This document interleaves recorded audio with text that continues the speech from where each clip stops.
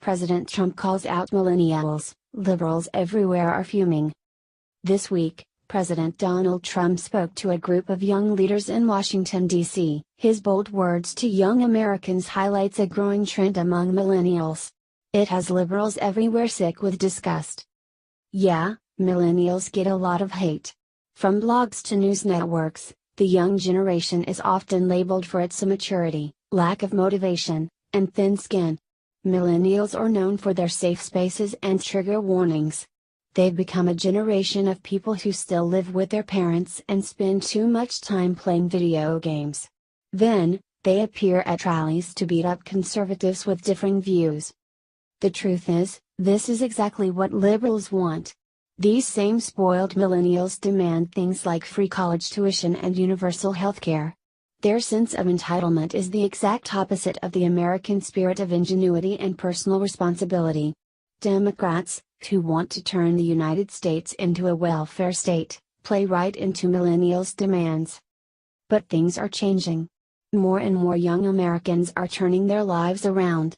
College-aged adults and those younger are waking up to the virtues of conservative ideas. Bright, impressive personalities have captured the attention of millions of Americans. New conservative leaders are speaking at college campuses, giving entrenched socialists a run for their money. One such conservative group is Turning Point USA.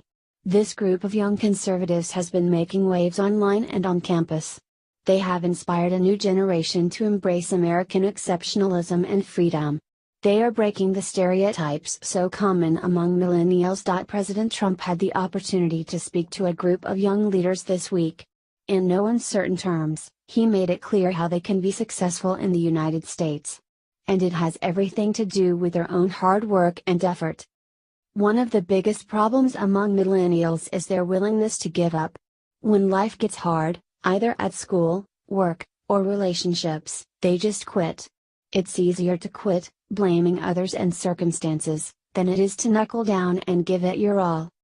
Millennials have become the poster children for giving up when things get tough. The entire generation has been told their problems are somebody else's fault. If they don't like what a person has to say, they can escape to safe spaces. Their fragile egos are protected by trigger warnings, so they won't be offended at school.